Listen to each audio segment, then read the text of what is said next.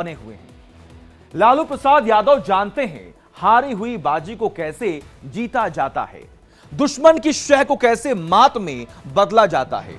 लालू एक बार फिर उसी तैयारी में हैं। उन्होंने नीतीश से मिले धोखे के बाद प्लान बी रेडी कर लिया है। अगर लालू अपने प्लान में कामयाब हो जाते हैं तो बिहार की सत्ता में एक बार फिर आरजेडी की वापसी हो सकती है। आखिर क्या है लालू का यह प्लान, जानने के लिए देखिए हमारी ये स्पेशल रिपोर्ट।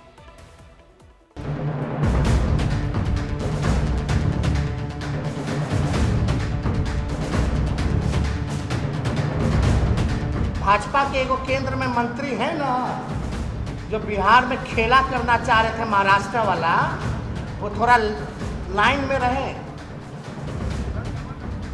सब कुछ ठंडा दिया जाएगा। लेकिन बिहार में खेला तो हो गया, और ये खेला आरजेडी के साथ किसी और ने नहीं, नीतीश कुमार ने ही कर दिया। वही नीतीश कुमार जिनके साथ 17 महीने से आरजेडी गलबैया कर रही थी, सरकार चला रही थी। लालू जिनके साथ दोस्ती के कसीदे पढ़ रहे थे, तेजस्वी जिन्हें देखकर चचा चचा कह रहे थे। लेकिन सवाल ये नहीं है नीतीश ने क्या किया या फिर आरजेडी के साथ क्या हुआ। सवाल ये है अब आगे क्या, इसके बाद क्या, अब लालू का प्लान क्या। लालू प्रसाद यादव अपने सियासी धोबी पछाड़ के लिए जाने जाते हैं, माने जाते हैं, पहचाने जाते हैं, क्योंकि लालू हार कर जीतना जानते हैं। वो हर बार गिरकर खड़े हो जाते हैं, वो हर बार लड़ लेते हैं, भिड़ लेते हैं, अपने सियासी दुश्मनों को धूल चटाते हैं। तो क्या लालू इस बार भी कुछ ऐसा करने वाले हैं? अपने सियासी धोबी पछाड़ से अपने विरोधियों को चित्त करने वाले हैं, अचंभे में डालने वाले हैं, क्योंकि लालू का प्लान बी रेडी है, जिसके दम पर वो एक बार फिर हारी हुई बाजी को जीतने का ख्वाब सजा रहे हैं, अरमान पाल रहे हैं।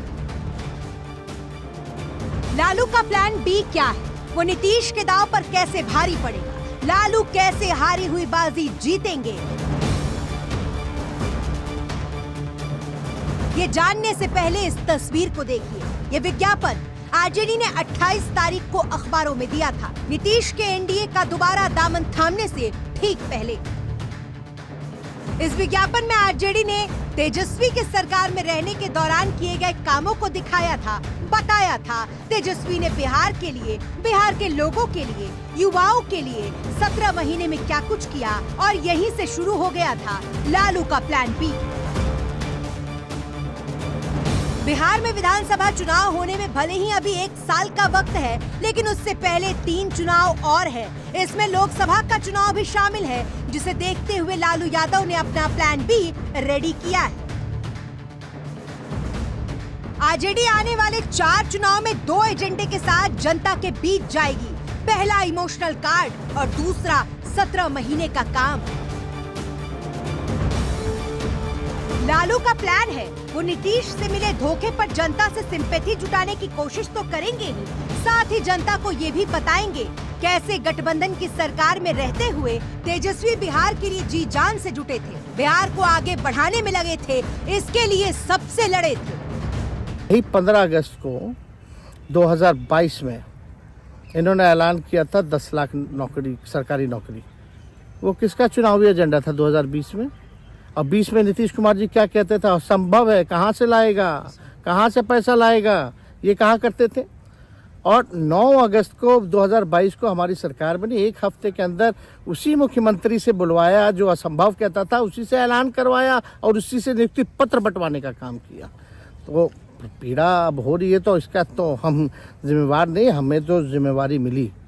जनता ने बड़ी पार्टी बनाई और हमने ईमानदारी से काम किया। तेजस्वी साफ कह रहे हैं, 2 टूक कह रहे हैं, खुलकर कह रहे हैं, काम किया है तो गिनाए क्यों ना, बताए क्यों ना, उसका क्रेडिट क्यों ना ले। क्रेडिट लेने की बात उन्होंने कही है, तो कोई क्रेडिट क्यों ना ले।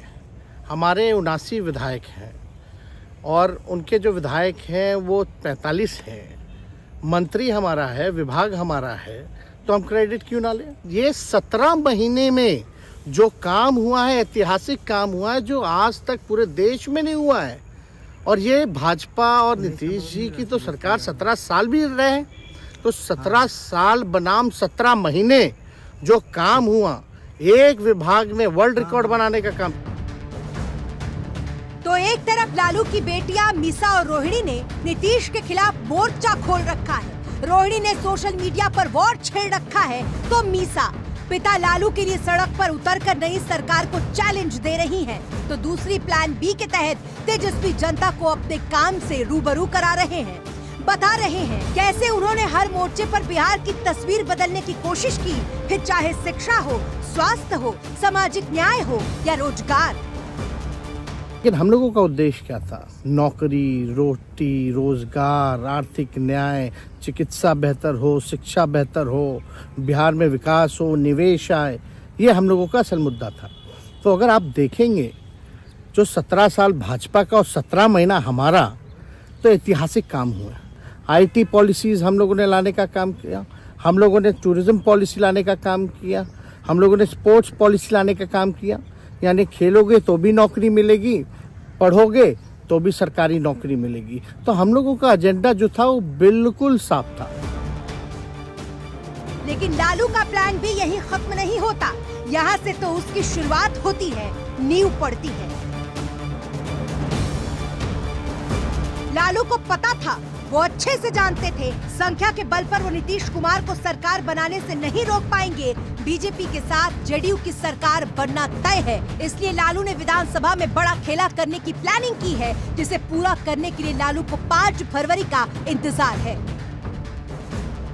5 फरवरी से बिहार विधानसभा का बजट सत्र शुरू हो रहा है। विधानसभा सत्र के दौरान नीतीश कुमार विश्वास प्रस्ताव लेकर आएंगे। लालू का प्लान ये है, जेडीयू के कुछ विधायकों को वोटिंग के दौरान अनुपस्थित करवा दे, या फिर उससे पहले ही कम से कम 16 विधायक इस्तीफा दे दे, जिससे बिहार विधानसभा का संख्या बल 243 से घटकर 227 रह जाए, जिससे नीतीश कुमार की संख्या गिर जाए और तेजस्वी यादव सरकार बना ले। लेकिन इसमें एक पेच है, और वो ये है, जेडीयू के 16 विधायक इस्तीफा क्यों देंगे, तो इसका जवाब आने वाले चुनावों में छिपा है। जैसा हमने आपको बताया, आने वाले 1 साल में बिहार में 4 चुनाव होने हैं, लोकसभा चुनाव, राज्यसभा चुनाव, MLC चुनाव और फिर अगले साल बिहार विधानसभा चुनाव। ऐसे में 16 विधायकों को आरजेडी की तरफ से बड़ा ऑफर दिया जा सकता है। कुछ को राज्यसभा भेजने का लालच दिया जा सकता है, कुछ को लोकसभा का टिकट देने का वादा हो सकता है, कुछ को MLC बनाकर मंत्री बनाने और कुछ को अगले साल विधानसभा चुनाव में टिकट देने का भरोसा दिया जा सकता है।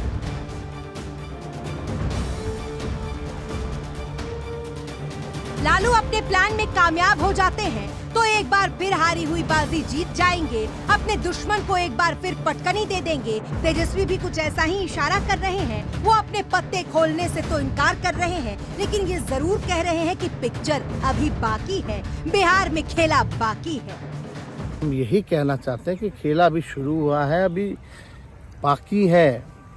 अभी तो सारी चीजें हैं ना, तो हम क्या नीति बना रहे हैं, हम अपने पत्ते नहीं खोलना चाहते।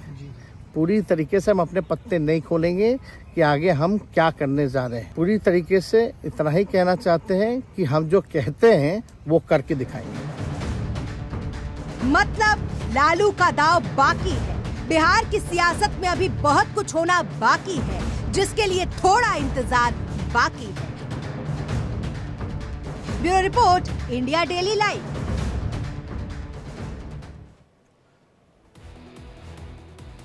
नीतीश कुमार से धोखा खाने के बाद, सूबे की सत्ता से हाथ धोने के बाद लालू यादव एक बार फिर ईडी के सवालों के शिकंजे में फंस गए हैं। लैंड फॉर जॉब मामले की आंच एक बार फिर लालू को ईडी दफ्तर तक खींच लाई है। एक दिन पहले ही बेटे की उप मुख्यमंत्री की कुर्सी गई है, इसीलिए लालू के साथ इस बार उनकी बेटियां ढाल बनकर खड़ी हैं। पिता का हर कदम पर साथ दे रही हैं, ईडी की पूछताछ को अत्याचार बता रही हैं। एक रिपोर्ट देखिए।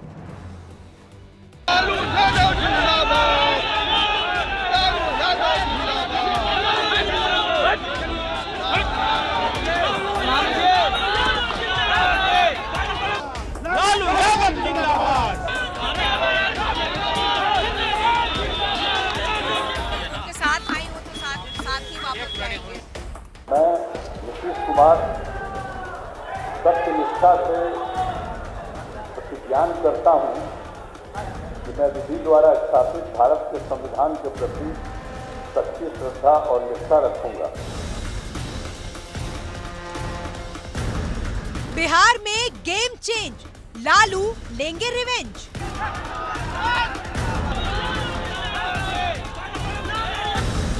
गिरफ्तारी की तलवार, बेटियों का यलगार।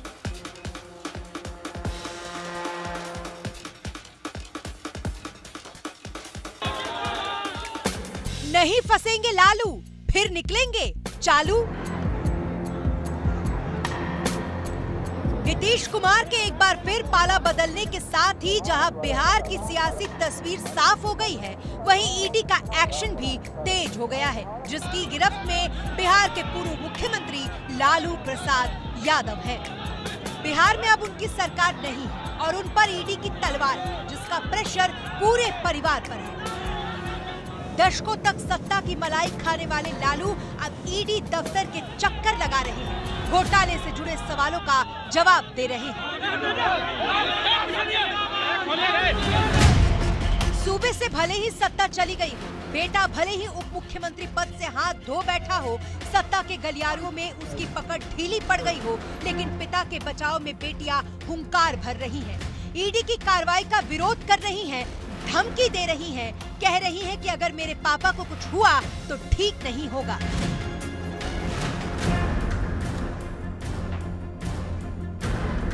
भ्रष्टाचार से जुड़े सवालों का जवाब देने ईडी दफ्तर पहुंचे 75 साल के लालू प्रसाद यादव के साथ उनकी बेटी मीसा भी पहुंची। पिता के साथ अंदर एंट्री ना मिलने पर वो काफी देर तक गेट पर ही खड़ी रही। नाराज हुई, लेकिन नियमों का क्या, पूछताछ तो अकेले में ही होती है, तो लालू से भी हुई।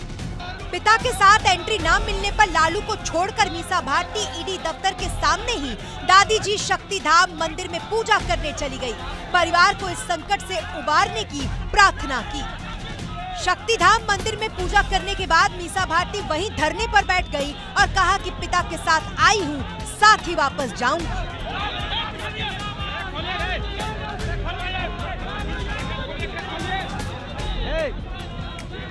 साथ आए थे तो साथ ही जाएंगे। उनको दवा देना होता है, ब्रेकफास्ट करके वो घर से आए थे और 1.5 घंटे के बाद उनको दवा देनी होती है। जो दवा मैंने रिक्वेस्ट किया था और उन्होंने परमिशन दिया, मैं जाके उनको दे करके आई हूँ और रिक्वेस्ट किया कि उनको अगर, क्योंकि एज हो गया है और उनके घुटने में भी प्रॉब्लम रहता है, तो उठने बैठने में उनको तकलीफ होती है, सहायता की आवश्यकता पड़ती है। तो मैंने कह के आई हूँ कि अगर किसी को बुलाए वॉशरूम जाने के लिए तो आप हमें बता दीजिएगा।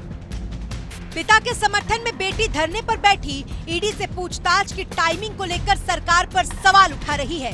कह रही है कि मौजूदा सरकार विपक्ष को टारगेट कर रही है। इस तरह का आरोप लगता आया है, कोई नई बात नहीं है। विपक्ष, आज देश के सारे विपक्षी दलों के ऊपर, उनके नेताओं के ऊपर इस तरह के आरोप लगते रहे हैं। स्पेशली हमारे परिवार पे तो खास ध्यान होता है, जो लोग सत्ता में हैं उनका खास ध्यान होता है।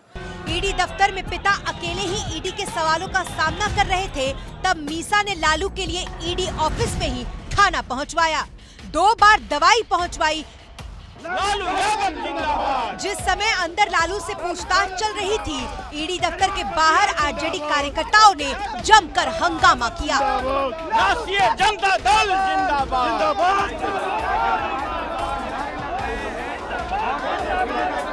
आरजेडी सांसद मनोज झा का कहना है कि ये ईडी का नहीं, बीजेपी का सम्मन है। 24 के चुनाव तक तो इसे कृपा पूर्वक हाथ जोड़ के कहता हूं, ईडी का समन ना कहिए, ये बीजेपी का समन है। सत्ता शीर्ष के 2 लोग रात भर बैठ के यही प्लान करते हैं कि जो मजबूत ताकतें हैं उनको ईडी, आईटी, सीबीआई करते हैं। विजय सिन्हा ने भी लालू यादव पर हमला बोलते हुए कहा कि ईडी एक संवैधानिक एजेंसी है, ईमानदार है तो सहयोग करे। वहीं सम्राट चौधरी का लालू यादव पर निशाना, कहा लालू परिवार के लिए भ्रष्टाचार गहना है। संवैधानिक संस्था अपनी काम करती है और उसका सम्मान करना चाहिए। जब हम सही हैं तो डरना नहीं चाहिए। हमेशा एक ईमानदार आदमी को यहाँ से लेके अदालत तक अपनी काम करनी चाहिए। लालू जी जब रेल मंत्री हुए तो गरीबों को जो नौकरी मिलना था उसके बदले जमीन लेने का काम किया, जमीन घोटाला किया। जब वो मुख्यमंत्री थे तो चारा खा गए। तो देश की जनता जानती है ये भ्रष्टाचारी लोग हैं, भ्रष्टाचार इनके लिए गहना है। बिहार से आ रही खबरों के भूचाल के बीच पूरा लालू परिवार यही आरोप लगा रहा है कि ये सब जानबूझकर किया जा रहा है। सत्ता परिवर्तन के साथ ही उनके परिवार को निशाना बनाया जा रहा है। मीसा भारती ने तो यहाँ तक कहा कि बीजेपी आने वाले लोकसभा चुनाव को लेकर इतना डर गई थी कि पलटू राम को एक बार फिर अपने पाले में कर लिया। नीतीश जी कहाँ चले गए? नीतीश जी देखिए छोड़कर चल, नीतीश जी यही नीतीश जी बीजेपी आरएसएस के खिलाफ इतना सब कुछ कहते थे।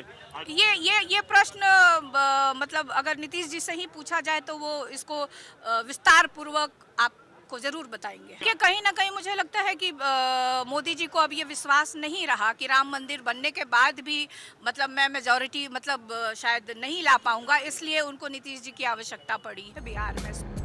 मीसा भारती ही नहीं, रोहिणी आचार्य भी पिता के बचाव में खुलकर सामने आ गई हैं। सबक सिखाने की धमकी दे रही हैं। सुबह से ही सोशल मीडिया पर जमकर ट्वीट कर रही हैं। इस पूरे मामले में उन्होंने कहा कि मेरे पापा को आज कुछ हुआ तो इसका जिम्मेदार गिरगिट के साथ साथ सीबीआई, ईडी और इनके मालिक होंगे।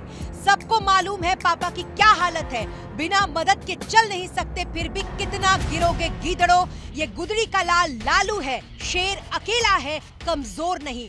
सारी हदें पार हो रही हैं। अगर मेरे पापा को खरोच आया तो मेरे से बुरा कोई नहीं होगा, मार्क माई वर्ड्स।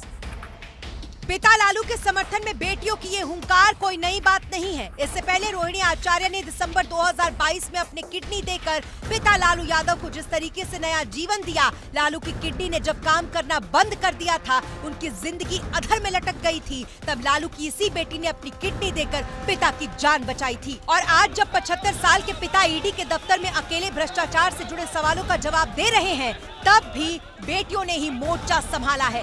रोहिणी आचार्य ने पोस्ट में लिखा है कि ईडी का व्यवहार अमानवीय है, आपको और आपके आका को शर्म आनी चाहिए। सबको पता है पापा की हालत, बिना सहारे नहीं चल सकते, फिर भी बिना उनके सहायक के गेट के अंदर घुसा लिया। विनती करने के बाद भी जाने नहीं दिया मीसा दीदी या उनके एक सहायक को। प्लीज आप लोग मेरी मदद करें।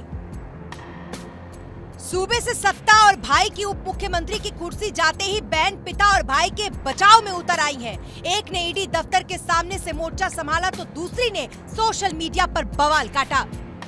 नीतीश के पाला बदलते ही या यूं कहे कि आरजेडी का दामन छोड़ते ही बिहार में एक बार फिर पोस्टर वॉर शुरू हो गया है, जिसमें तेजस्वी यादव समेत लालू परिवार पर जमकर तंज कसा गया है। फर्श से अर्श तक वाले इन पोस्टर में लालू परिवार के सर्वेंट क्वार्टर और तेजस्वी के प्लेन में जन्मदिन मनाने की तस्वीर लगाई गई है। इतना ही नहीं, तेजस्वी यादव के न्यू फ्रेंड्स कॉलोनी के मकान की भी तस्वीर लगाई गई है, जिसको लेकर ईडी तेजस्वी से कल पूछताछ करेगी। तेजस्वी इस मामले में पिछले साल दिल्ली में एक बार एजेंसी के सामने पेश हो चुके हैं। दोनों ने ईडी को बताया था कि वे राजनीतिक और आधिकारिक काम में व्यस्त हैं, इसलिए दिल्ली में बयान दर्ज नहीं करा सकते। इसलिए पटना में बाप बेटे से सवाल किए जा रहे हैं और आरोप लगाया जा रहा है कि सत्ता परिवर्तन के बाद प्लानिंग के साथ ये प्रहार किया जा रहा है। बिहार में एक बार फिर एनडीए की सरकार है और उसके भी मुख्यमंत्री नीतीश कुमार हैं, क्योंकि नीतीश ने आरजेडी का साथ छोड़कर एक बार फिर एनडीए का दामन थाम लिया है, जिसका आधार आने वाला लोकसभा चुनाव माना जा रहा है। क्योंकि बिहार में जब भी एनडीए और नीतीश मिलकर चुनाव लड़ते हैं तो कमाल करते हैं और इस बार भी उसी की तैयारी है। लेकिन देखना होगा कि लालू इस फांस से कैसे उबरते हैं। नीतीश से मिले धोखे के बाद क्या है लालू का plan B? Bureau report, India daily live.